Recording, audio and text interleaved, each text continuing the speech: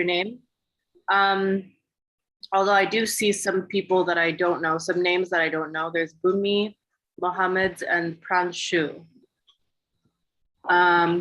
Cool. So we'll just wait a couple of minutes. I already have my slide deck open. Just some minutes to review that, and then we'll start in a couple of minutes, but I would like for there to be more attendees.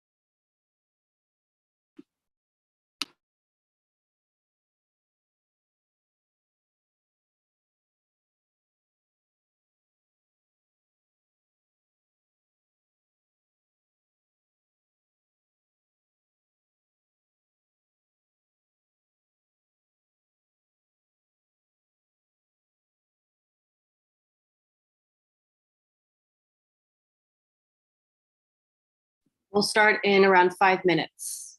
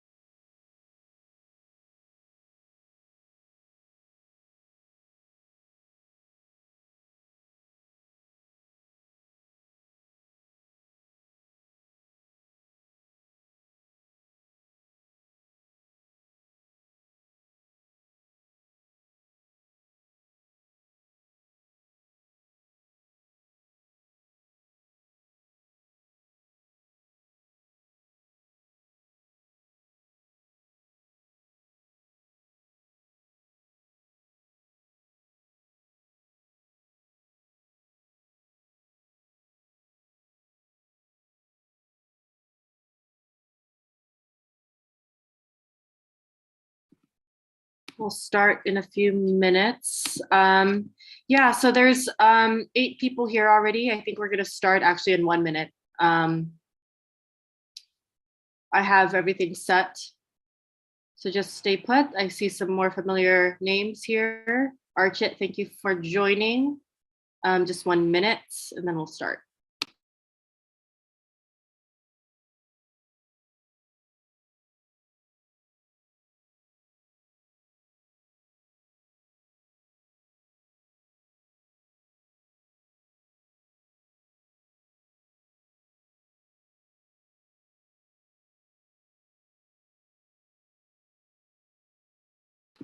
Actually, I think we could start now. Let me just turn on my camera. So hello, everyone.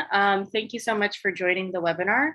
I'm going to go ahead and share my screen. My name is Arienne Kalingo, and I've been helping students get into schools in the US, UK, and Canada. So just to get your interest and engagement, I would like to know, what are some of the schools that you guys are interested in? And go ahead and put them in the chat.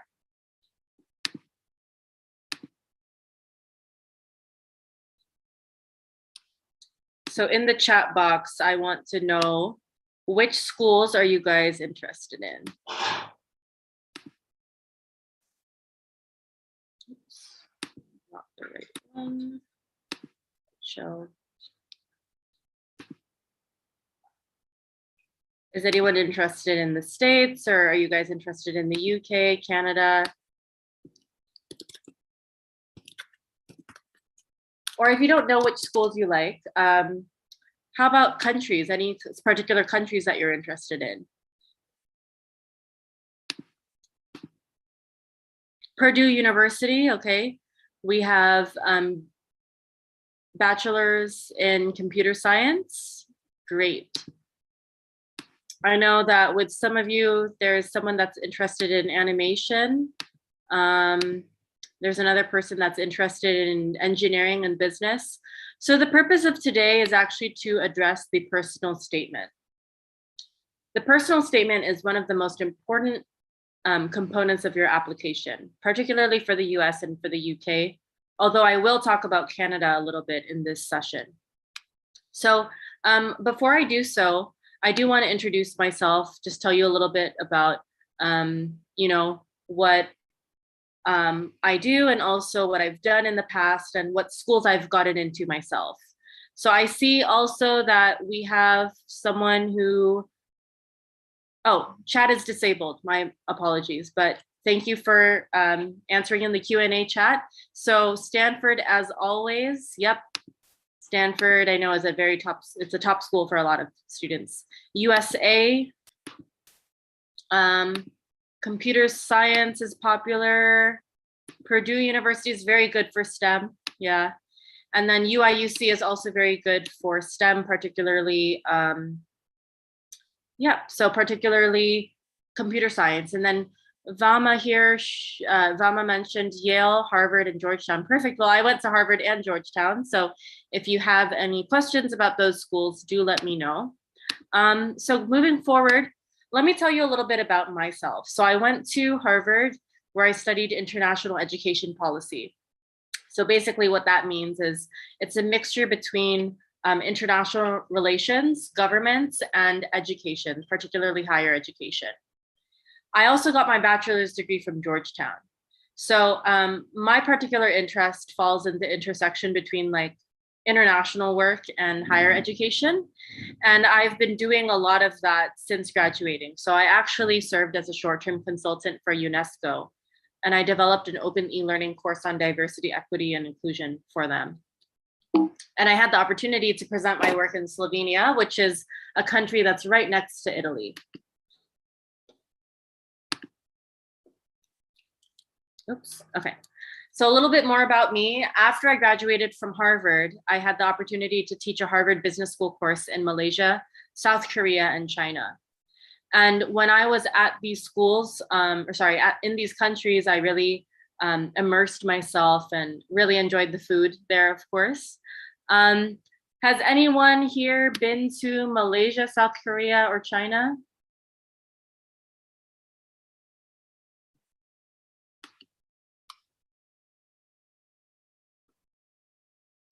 Not yet. Okay, never traveled anywhere yet. Well, I'm sure you'll have the chance to travel once you get into top schools in the US, Canada, or UK. All right. And everyone now has access to the chat. So you guys now have chat access. Let's continue forward. So I also was the first woman to serve as Education USA ambassador for the US Embassy. And I worked alongside a US ambassador. I also taught Arabic language at a university. So does anyone here speak Arabic? Yes, no, maybe so, no, okay. Oh yes, we have someone who speaks Arabic here.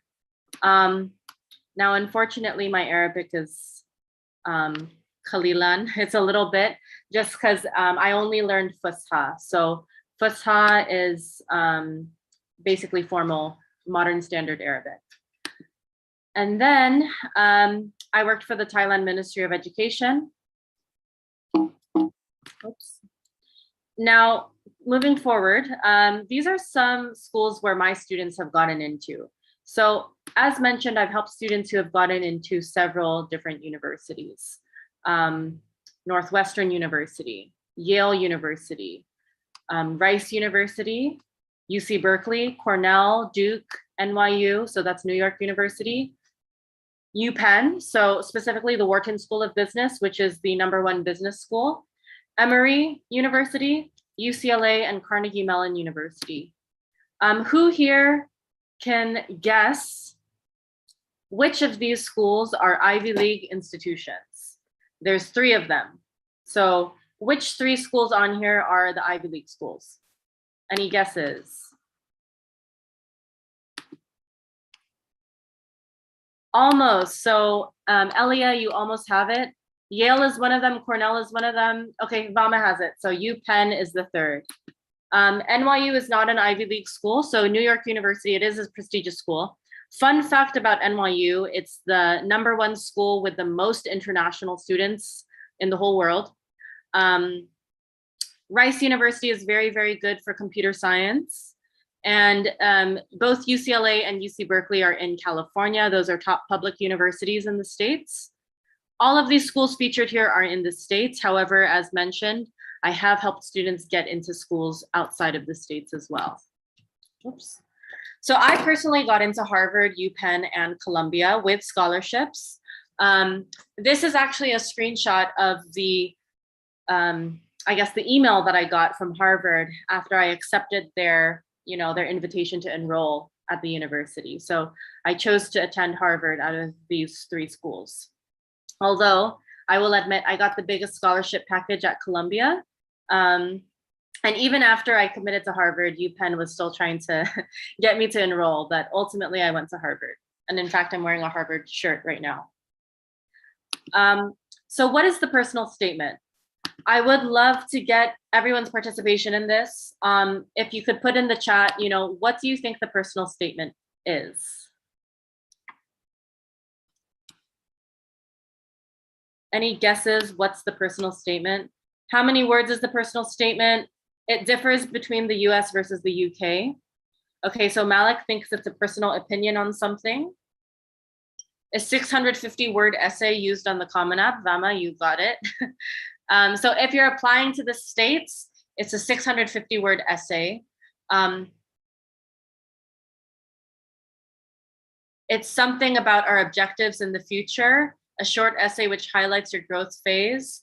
Archit, you got it? So a short essay which highlights your growth phase. So what I like to tell students, and this is what my boss has informed me as well, is that the best personal statements for the US talk about a moment of personal growth. So what is a challenge, a particular challenge that you faced in your life, and how did you deal with that challenge? And what qualities did you develop through dealing with that challenge? Going back to Pranshu, so you are correct, but that is more for the UK personal statement. So I cannot stress this enough. The UK personal statement is drastically different from the US personal statement. The US personal statement highlights more of, I would say, it's creative writing.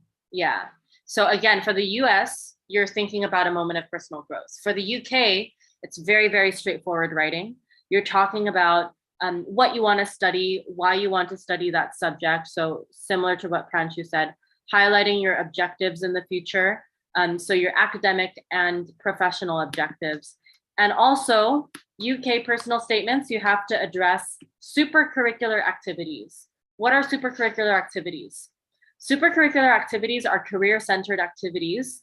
So let's say you want to study computer science. An example of a supercurricular activity is maybe you participated in a robotics competition or some sort of hackathon. Let's say you want to study business. An example of a business-related supercurricular activity would be, serving on the economic society of your school. So these are just a few examples, and we'll go more into other examples for supercurricular activities. Some of you might want to apply to Canada. Do any of you here want to apply to Canada? Yes, no, maybe so.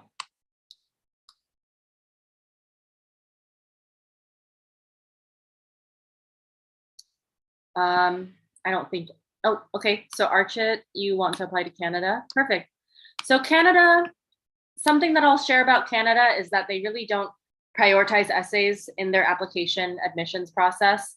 What Canada will look at mostly is your grades. So they're going to look at your transcripts. Non-academic factors, so essays, letters of recommendation don't matter as much for Canada. But some schools still offer or still require you to submit essays. So for example, depending on the program, UToronto will require essays. UBC might also require essays from you. Almost always they do.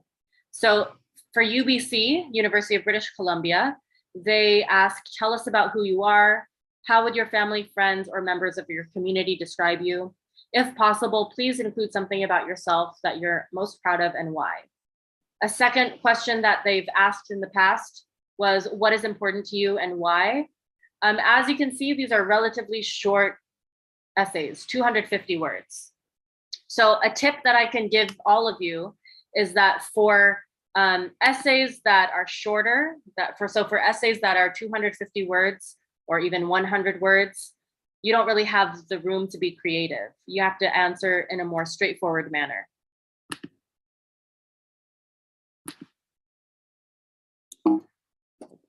A minute. Okay. So now let's dive into the US. The Common Application, or the Common App, is the website or the portal that you will use to apply to most US universities. Now, some US universities do not use the Common App. In the chat, can anyone tell me some examples of some universities that don't use the Common App? MIT. So Srujani, got it. The UC's Priyanka, yep. MIT, Archit, UC's, yep. University of Washington, Georgetown, correct. Georgetown does not. Yep, so you guys got it. So the UC's don't, MIT doesn't, Georgetown also does not. So with this, for some reason I cannot, one moment. Oops. Okay. The first question that is asked on the Common App, and by the way, I want to clarify that you do not have to answer all of these questions on the Common App. You only have to choose one essay prompt or one essay question and address that. So first, some students have a background, identity, interest, or talent that is so meaningful they believe their application would be incomplete without it. If this sounds like you, then please share your story. Second, the lessons we take from obstacles we encounter can be fundamental to later success. Recount a time when you faced a challenge, setback, or failure. How did it affect you, and what did you learn from the experience? Third, reflect on a time when you questioned or challenged a belief or idea. What prompted your thinking? What was the outcome? So the first one is, I will say this, it's actually the most popular among the personal statement samples, or sorry, personal statement topics. And for my students who got into UPenn and Yale, they chose to answer this first prompt. So a lot of strong students usually choose either the first prompt or the fifth prompt, which I'm going to show you in the next slide. The second one is regarding a challenge, setback, or failure, and what you gained from that experience. So the learnings that you gained, or maybe what skills you developed. Third is a time when you questioned or challenged a belief or idea. This is not that popular among students. Number 4 is a new prompt. They just, offered this prompt last year, or this question rather, last year as a result of COVID. So it was inspired by the COVID-19 pandemic. It's regarding gratitude. So reflecting on a time when someone made you happy or thankful in a surprising way, and how that gratitude affected or motivated you. So the Common App chose to include this prompt during the pandemic. Number 5, so as mentioned, number 1, so the one about background, identity, or interest, as well as number 5, this particular one, are the most popular prompts that students choose, especially my strongest students in the past. So number 5 is discuss an accomplishment, event, or realization that sparked a period of personal growth and a new understanding of yourself or others.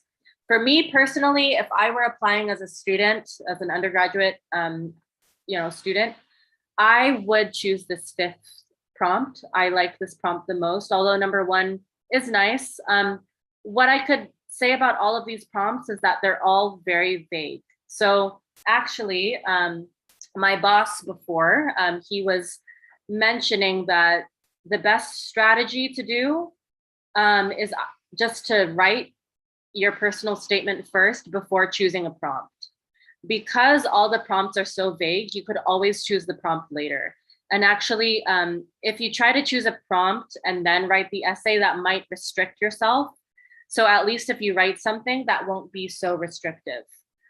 So whenever I've worked with students in the past, usually I just have them write about a moment of personal growth. And then once I see what they've written, I help determine which prompt is most suitable for their writing. That's one tip that I have. Describe a topic, idea, or concept that you find so engaging that it makes you lose all track of time. Why does it captivate you? This is also not a very popular prompt among students. Number 7, I do not advise this prompt to anyone. Share an essay on any topic of your choice. So the reason why I do not advise any of you to choose this particular prompt is because usually what I find is that students will just be like, oh, maybe I could just choose something I already wrote for school and then apply it to this prompt. Don't do that. You need to draft and compose a completely new essay for college. It needs to be unique. It can't just be recycled from one of your school papers. By the way, if anyone has any questions, like throughout the whole session, I do look at the chat quite often. So do feel free to type in your questions in the chat or in the Q&A box. I have both of them open. Now, what makes a good personal statement? There's a few factors that make a good personal statement. The first is a hook. Can anyone tell me what is a hook? So what do I mean by hook?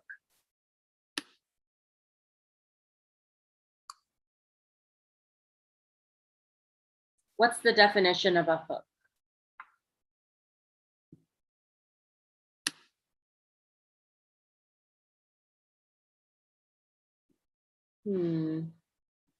Okay.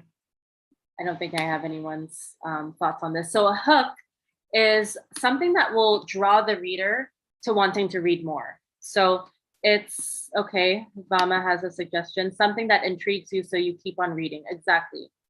So my advice to students, and maybe if there's time, we could actually look at an example of my student who got into UPenn. Her personal statement is very, very good. So we could probably look at that at the end of our session today.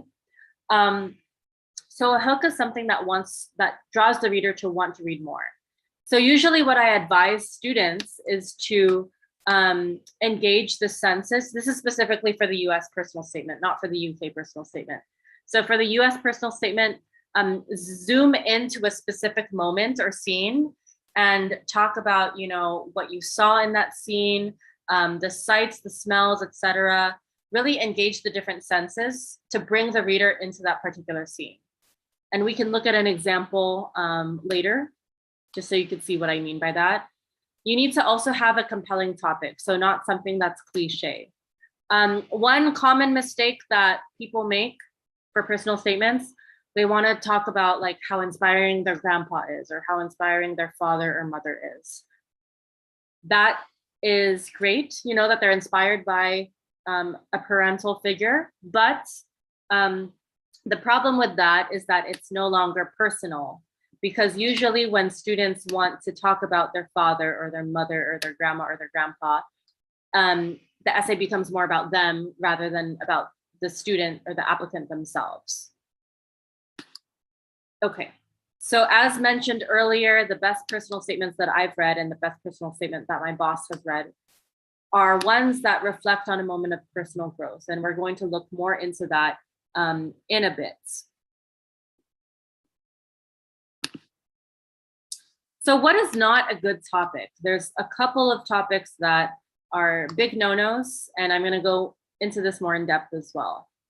So topics that are overused, topics that, you know, would not be appropriate for a US personal statement is academic. One is academic. So you don't want a pre-professional personal statement. What I mean by that is answering what you want to study and why. This is contrary to popular belief. A lot of, you know, parents and students ask, well, shouldn't you address, you know, what you want to study and why in your personal statement? In the US personal statement, no. In the UK personal statement, absolutely. And I'll go more into the UK personal statement in a couple of slides from now. Negativity towards anyone. You should not be bashing or bullying or putting anyone down. I read, you know, that there was a girl that, you know, told me some of her personal statement ideas. And one of them was she wanted to complain about one of her friends. And I was like, okay, we cannot do that because, again, first, the personal statement will no longer be about you, but it will be about your friend. And two, any negativity towards anyone will just look really bad on your in terms of your application.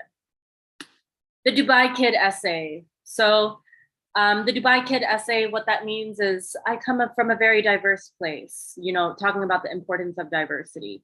Yes, diversity is important, but what I see with a lot of Dubai students is that they always want to talk about how beautiful and diverse Dubai is. So it's very, very typical topic, not just within Dubai, but also within the Gulf region. So from Qatar, if you're from Qatar or Bahrain or any other Gulf region country, you know, talking about diversity, highly not advised. Although my student who got into UPenn, she did address diversity, but in a different way. She was talking about how it's diverse, but there's still a lot of inclusivity issues. So her goal at UPenn was to create some sort of dialogue to address issues of social inequality in Abu Dhabi. So it was a very different essay. I still have access to that. And if, you know, if you want to work with me or if you want to, you know, learn more about how I can help you, we do have demo sessions available. So moving forward, let me just move forward. The white savior complex. So what that means is, you know, acting like you're more privileged than someone else. Usually if you place yourself in a position of privilege, you're kind of looking down on someone, and that's not going to look good. So if you want to talk about volunteerism, for example, so volunteering and helping a disadvantaged community, you could absolutely do that, but you do have to be very, very careful with the vocabulary that you use. You don't want to, you know, make it seem like you're better than them. Solving a Rubik's Cube, strangely, this is a very overused topic. At least it was when I was in Dubai. So it's a very, very overused topic that students like to write about. Lastly, themes of sadness and depression. Mental health awareness is very important. And, you know, addressing depression and thinking about, you know, the causes of depression and what solutions you can offer for these problems. That's very important as well, but these should not be addressed in the personal statement. Now, I have a case of a student who she only got into 2 schools. And the reason was because she, one, she didn't work with a counselor. And 2, she talked about, feeling sad. Like her whole essay was about feeling sad. What this indicates to an admissions officer is that you're not mentally prepared and ready to handle the rigor and challenge of a university education. So that's why it's highly advised that you do not talk about themes of sadness and depression, even if they might, form a major part of your development. Just talking about this makes it seem like you're not mentally ready to handle a university education, especially if a lot of university programs are very rigorous and challenging. So moving forward, these are some examples of the Dubai Kid essay. So again, it's a big no-no. Constant change has characterized my experience growing up in Dubai. People, fashion, and buildings are in constant motion. With over 200 nationalities in the UAE, Dubai cultivates a culture that values migration, social inclusion, and intercultural understanding. Thus, there is one aspect of Dubai that always remains: diversity. As you can see, it's beautifully written. Very nice, complex vocab words that she uses. However, again, diversity tends to be a very, very, very popular topic among Dubai kids, and you don't want to be, just another Dubai kid that's going to write a diversity essay. So who's going to read your personal statement? The admissions committee, obviously. Sometimes the dean of admissions will get involved and will read your personal statement. Students. So when I was at Georgetown, there was a very small committee, and it was very competitive to get into that committee. A very small committee responsible for reading applicants' personal statements. And lastly, alumni. So this is not always the case, but at some schools such as Georgetown, again, they do have a small committee that is responsible for reading personal statements. Personal statement structure.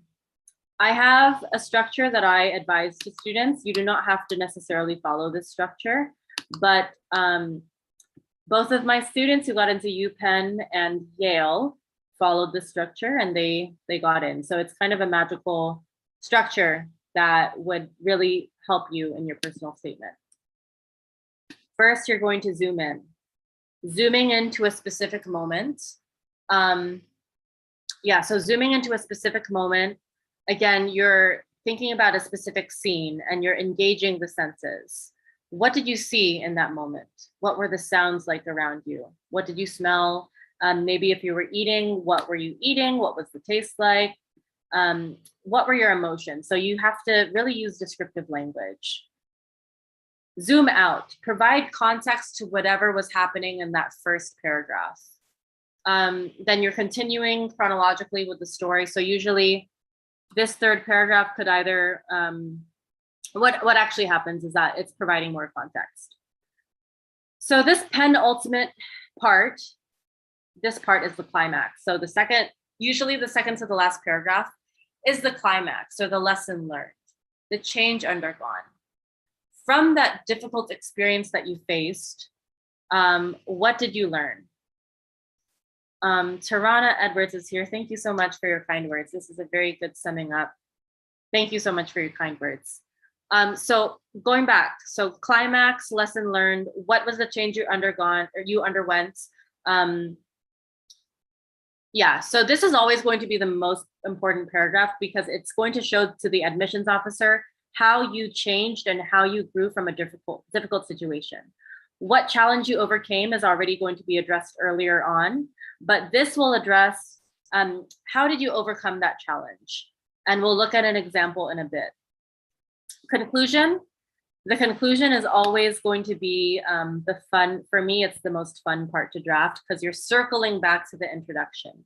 Everything should loop back and should connect in order to create a comprehensive, cohesive piece so that everything flows smoothly. So what I mean by circle back or loop back is that you're choosing a very specific word or phrase from the introduction, and you're repeating it in the conclusion. So in the example that I'm going to show you, my student from UPenn, she zoomed into a moment that was happening at a wedding. She was attending an Indian wedding. And then in her conclusion, she zoomed back into the Indian wedding and what happened. Conclusion, Is it a recap? Not really. So recap means that you're repeating information, but in your application, you should never repeat information. What I mean is repeating a specific word or phrase. So we'll actually look at an example, but in a sense, Hashir, you are correct because you are repeating something, but you're just not, what's it called? You're not summarizing the information. Rather, you're specifying, you know, what ended up happening in this scene. We'll look at a specific example as well. So brainstorming. One thing that's difficult is choosing the right topic. So this could actually be the most difficult part when you're thinking about the personal statement. Some exercise that I use is called, so this is one of the biggest exercises that I use, the pie chart exercise. And I have a sample pie chart that I'm going to show you. The pie chart exercise is particularly helpful for the first Common App prompt. There's also the 10 things exercise. So what 10 things do you want an admissions officer to know about you?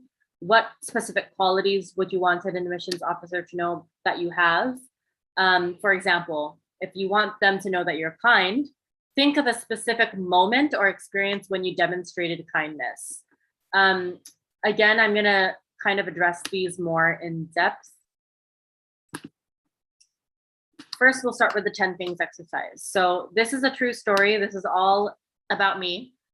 I would say that I'm an ambitious person. So before my 23rd birthday, a couple of years back, I made a very detailed outline of goals. In fact, I think it was a Word document and I titled it Things I Want to Achieve for the Rest of My Life. So things I want to do for the rest of my life. And I specifically remember it was very, very organized. I wrote everything in Times New Roman, Times New Roman 12-point font. There were like Roman numerals, very organized with bullet points, etc. So one of the goals that I had was to create a scholarship program. Exactly 1 month after my 23rd birthday, I was able to collaborate with the school to implement that scholarship program. So I created a series of scholarship opportunities for Thai students in Bangkok, Thailand, learning English.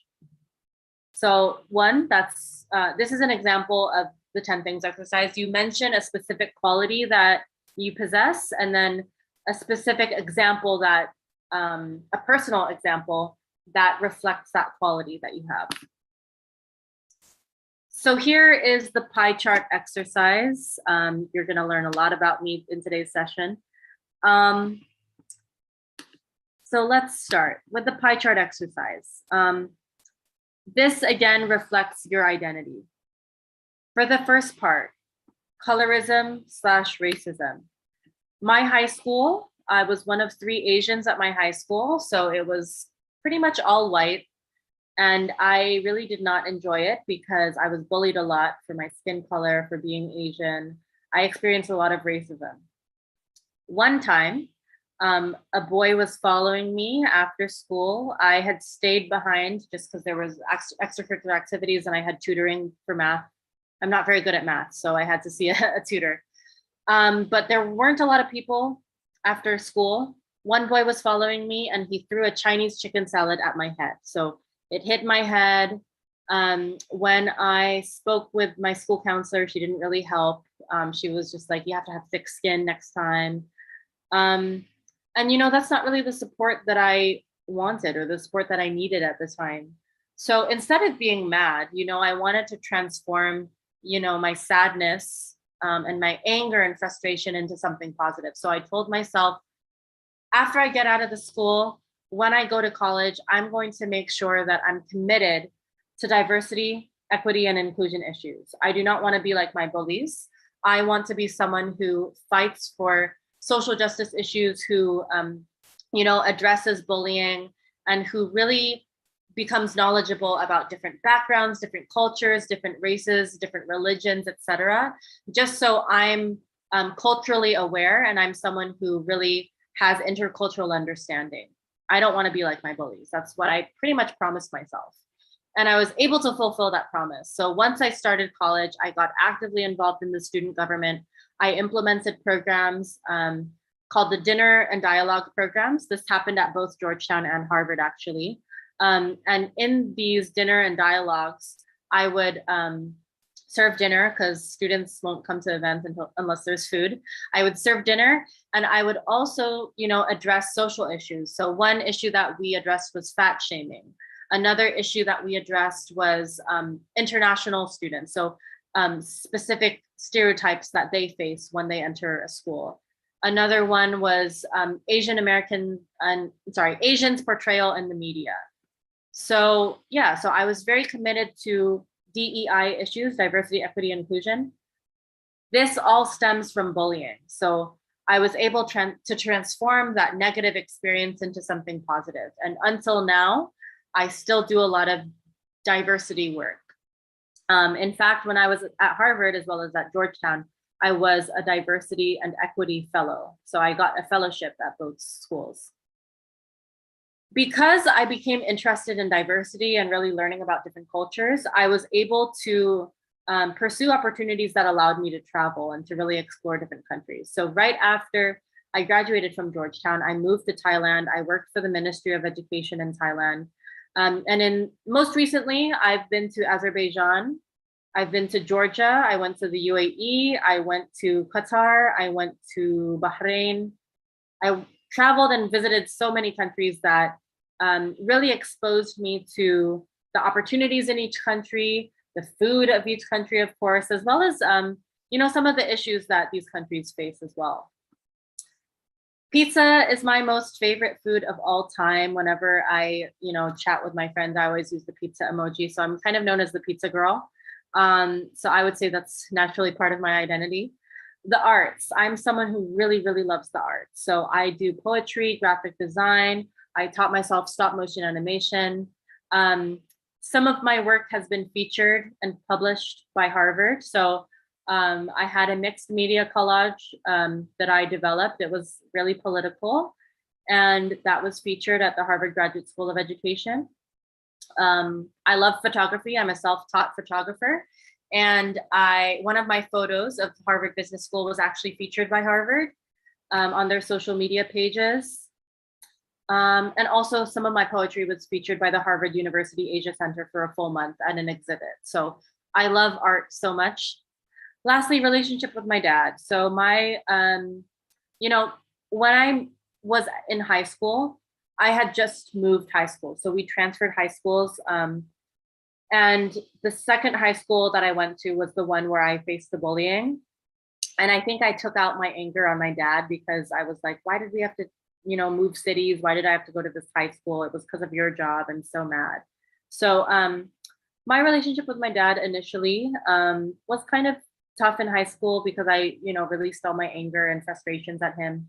But through the years, we became a lot closer, and I have learned so much from him. He's also interested in the arts and education. So really, he's been a really huge mentor for me. So this is an example of the pie chart exercise. What would be helpful, especially for those who work with me, is to create a pie chart exercise in order to determine which topic you should use for your personal statement. So the pie chart exercise will provide a lot of clarity in terms of, what is important to me? What aspects really define my identity? So I would highly advise that you do this pie chart exercise. My student who got into Yale did this. My student who got into UPenn did this. It's really helpful. So before I move forward, I do want to tell you a little bit about our undergraduate counseling process. For the undergraduate counseling process, we offer opportunities for you to develop your extracurricular profile. So I just got out of a session now, and I was telling her how she can, add more online courses and internships to her profile. I also identify the right colleges for you to apply to, personal statement, letters of recommendation, and supplemental essays. So who here knows what supplemental essays are?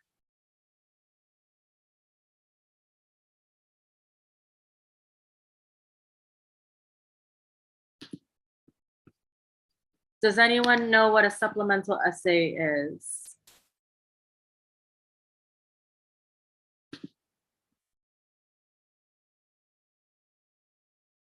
College-specific essays, Archit. Tarana got it. University-specific essays. Essays specific to a college, exactly, Vama. So all of you got them. Pranch, you said short essays. Yep, they're usually shorter than 650 words, although Cornell University's supplemental essay is 650 words maximum. Also, Tulane University, theirs is 800 words. You don't have to reach to 800, that's way too long, but typically they are 250 to 500 word essays that are university specific, specific to each college. I also provide advice on scholarships, financial guidance, and visa assistance. Again, these are some of the schools where my students have gotten into. This is me. And these are the different programs that we offer. So we have the IB advising, and these are in Durham's, by the way. IB advising, global advising, elites advising, and profile building. We're not done yet, so please don't leave. This is just a brief pause.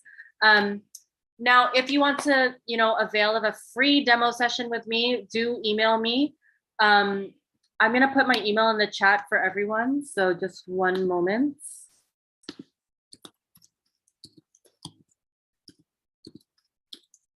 I've put my email in the chat.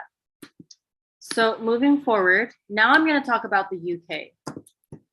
The UK is very, very different from the US in terms of the personal statement. It's 4,000 characters. So characters include spaces and punctuation.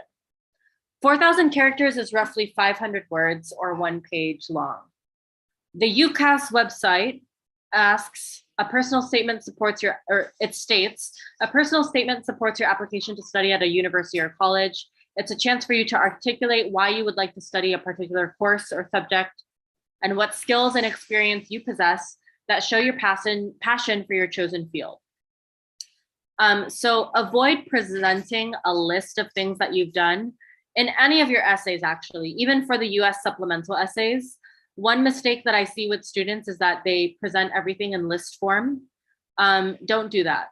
The universities don't want to see a full list. Rather, what they care about are the activities that you've been most involved with. So in your essays, maybe mentioning 2 or 3 activities that you're really committed to and passionate about, and what you learned or what you gained from each activity, rather than listing, a bunch of stuff. The UK personal statement, you should narrow down your academic focus. You need to identify activities that you've pursued related to your academic focus. Have you received any awards related to your academic focus? By the way, if you haven't, that's not going to hurt your application. What I've noticed with the Gulf region countries, especially like UAE, etc., a lot of schools don't really offer students the opportunities to get awards. So it's perfectly understandable if you don't have any awards. Why the UK? This should be mentioned as well. So why the UK over other countries? Another thing, what are your goals? So you need to think about your academic goals and your extracurricular goals, as well as your professional goals. Maybe one day you want to be the CEO of a company, or maybe you want to be a software engineer for Google, or maybe you want to be a game developer. You should mention whatever your goals are in your essay, and also clarify how will your desired field of study. So for example, how will computer science help you accomplish your goal of becoming a software engineer? How will studying entrepreneurship help you in establishing a new company or a new business? What are your values? So thinking about how these qualities or values that you possess will help you succeed in your academic and professional goals. So for example, how will being ambitious help you? How will being very passionate about public speaking, a good public speaker, help you in pursuing entrepreneurship in the future? Supercurricular activities are career-centered activities, as I mentioned. UK admissions officers will really, really, really pay attention to these activities. So it's very important, and I've mentioned this to a lot of you students already that I've met with. It's very important for you to have activities that are related to what you want to study, especially if you're applying to the UK. For the UK, they don't matter, like things like football or other sports or music or dance won't really matter as much unless it's related to what you want to study. So again, these supercurricular activities need to be related to what you want to study in the UK. Examples include work experience, so maybe internships, but they'll also look at other examples that are not necessarily activities. So if you've listened to any podcasts or read any books that are related to what you want to study, that would also count as a supercurricular activity for the UK. For the US, if you're saying listening to podcasts, that's not really going to count on your application. For the US, they look for more activities that you're really active in. So let's look at some examples. Who here wants to study computer science? I know some of you do. Okay, I think some of you are shy right now, but yeah, computer science is a very, very, partly, okay. Computer science is very popular among international students. In fact, it is the most competitive major among international students. So these are all suggestions from Oxford University. Oxford, as you all know, is a very, very, really well-known and prestigious university in the UK. And they've suggested all of these supercurricular activities. So if you're interested in computer science, reading the book AI, Its Nature and Future by Margaret A. Bowden rather, would be great. There's also a popular competition called the UKMT, otherwise known as the United Kingdom Mathematics Trust. This offers a range of challenges and Olympiads that are related to mathematics. Coursera. So I've suggested, I know to some of you, to take courses on Coursera and edX or Udemy. Any online course counts as an extracurricular activity. So let's say you take 2 online courses, that would count as 2 activities. If you take 3 online courses, that would count as 3 activities. Work experience. So if you pursue an internship, whether it's in person or online, that would also count as an extracurricular or supercurricular activity. All right, so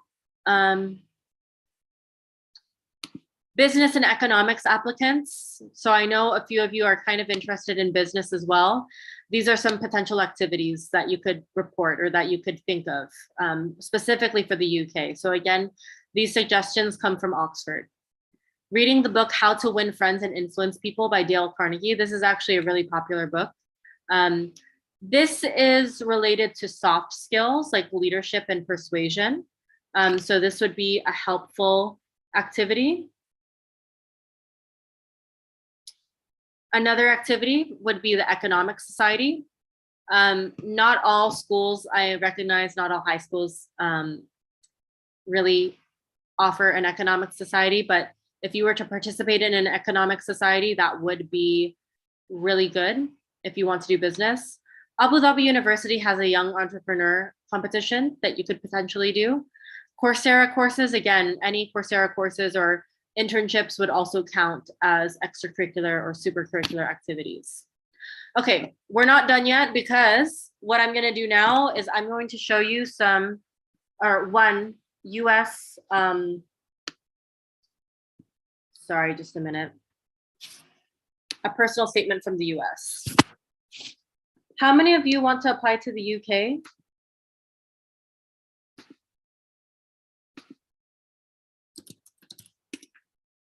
Does anyone want to apply to the UK?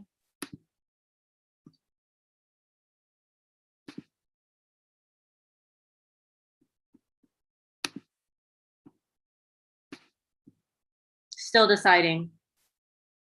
Okay. So we have people that are still deciding. Let me share my screen again. So what I'm going to share right now is the US personal statement. So this is the personal statement that my student who got into UPenn wrote.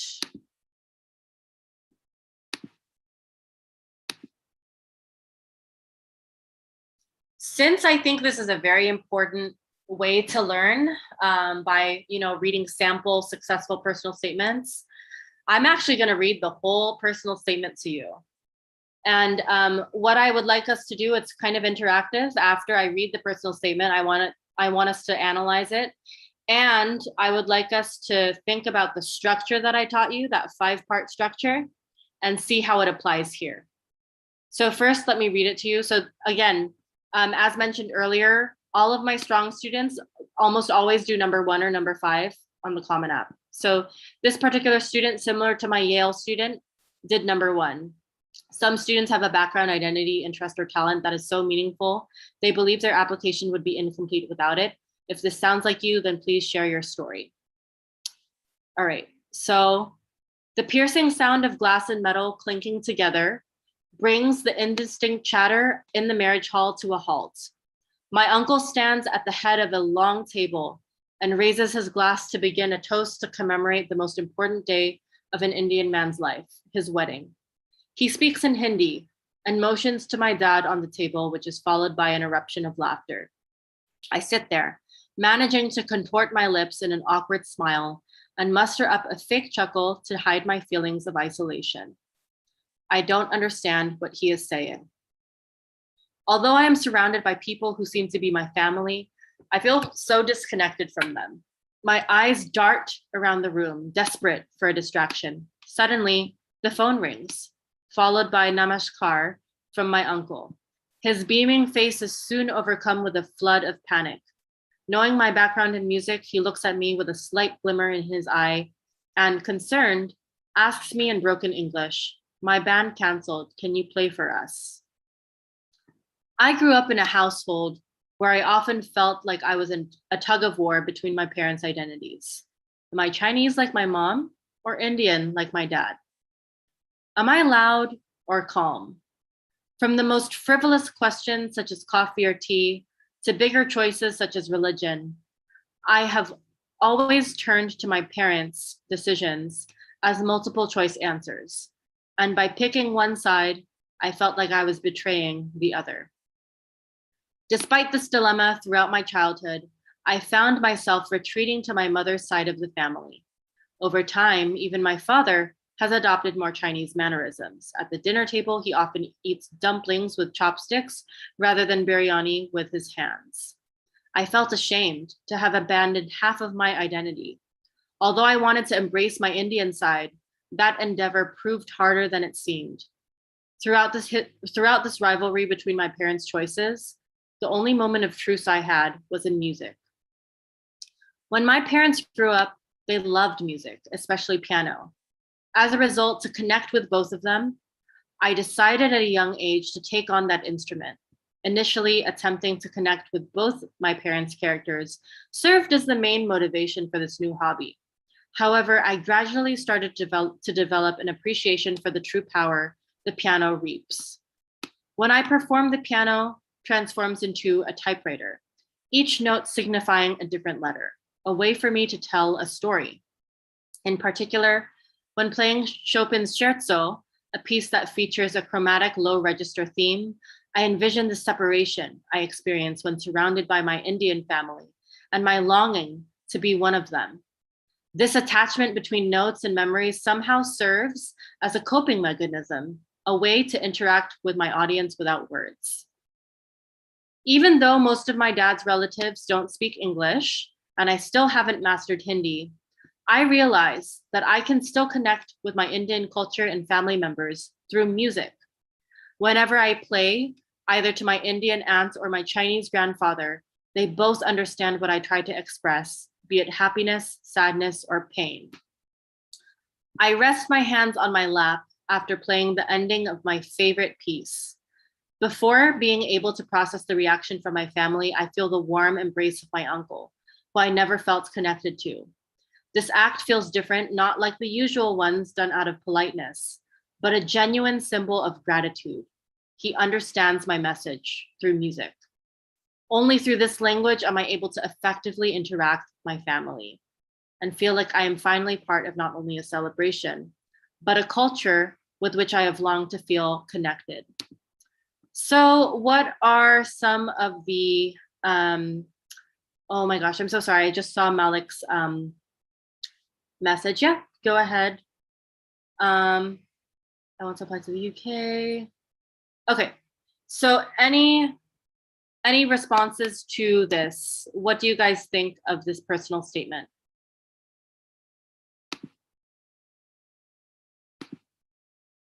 Is it good? Is it bad? What were things that you liked about this? Why do you think this was a strong personal statement? It's amazing. It is. Yes. Actually, this girl, so she applied early to UPenn and she got in, but she also applied early action to St. Andrews, which I believe is in the UK or Europe. Yeah, and then she also applied to 2 other schools and she got into all her schools. So she's a genius. Priyanka, her connection with her family and love for music. Yep. So what I would like us to do now, we're going to think about the 5-part, although let me, Tirana, you have your hand up. Do you have a question? If you have a question, feel free to type it in the chat. Vama said, just a minute. It is great mainly because it is told as a story and her cultural identity and passion is represented. It was strong because she was disconnected to her uncle, but later she got connected to him because of music. Exactly. So you guys all got the premise of the story. So one thing that I'll do before I kind of get your interaction and your thoughts on the structure. With successful personal statements such as this one, there's always a challenge or there's always some conflict that the applicant faces, and there's always a solution. So in this particular case, the challenge that she faced, as most of you have pointed out, is her cultural identity. So she's half Indian, half Chinese. How can she connect with both? And the solution is the piano, is music. So she uses music as a way to connect to both her cultures. Okay, so the next thing I would like for us to do, I'm gonna make this a little bit smaller. There was the 5-part process, right? The first was zoom in. Which of these paragraphs here are the zoom in paragraphs? Hint, there's more than one. So which of these paragraphs are the zoom in paragraphs?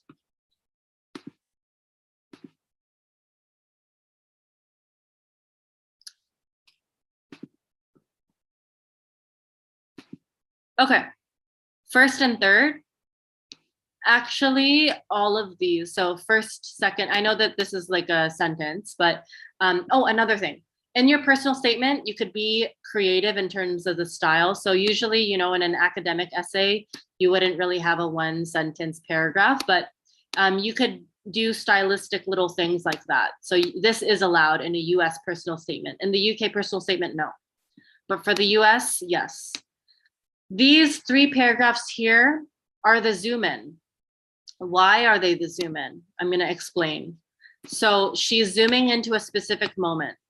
She's zooming into, specifically the moment is the Indian man's wedding. And here, what's nice about this, in the zoom in paragraph, as mentioned, you have to engage the senses. Metal clinking together, that engages sound. Speaking in Hindi, motioning to my dad on the table, eruption of laughter, managing to contort my lips in an awkward smile. You see, like with these different words and descriptions, you could actually imagine what's going on. A fake chuckle to hide my feeling of isolation. My eyes dart around the room. So as you could see, she uses active or action verbs as well. The phone rings. You could really imagine what's going on in this. So these paragraphs are the zoom in. The context paragraphs, I grew up in a household, so this would be her describing the context that she's half Indian, half Chinese. This is also providing context. This is context as well, because she's saying when my parents grew up, they loved music. So these 3 paragraphs here are providing context about herself and her family, specifically her parents. Here we're transitioning into the lesson learned. This paragraph here is a little bit, it's not necessarily providing context, but it's sort of a transition into the lesson learned. This isn't necessarily the lesson learned yet. This is just transitioning to it. This here is the lesson learned. She's saying that, specifically, she says, she spells it out very directly. I realize I can still connect with my Indian culture and family members through music. So, you know, whether it be my Indian aunt or my Chinese grandfather, they both understand, you know, the power of music and what I try to express. So here, usually, you know, when people write their lesson learned, it's a little bit straightforward, similar to what she did here. Just so the admissions officer can clearly get, okay, this is what she got or she gained from that difficult experience. Lastly, circle back. So as you can see, she's circling back or looping back to the Indian wedding. So again, she's zooming back into the wedding. When this happens, by the way, I will warn you, there's always going to be an abrupt transition. So it's natural to have an abrupt transition from the lesson learned to zooming back into the intro. Usually I'm against abrupt transitions, but it does happen to work for personal statements for the US. All right, so now I have time if you have any questions. Does anyone have any particular questions related to the personal statement or any essays?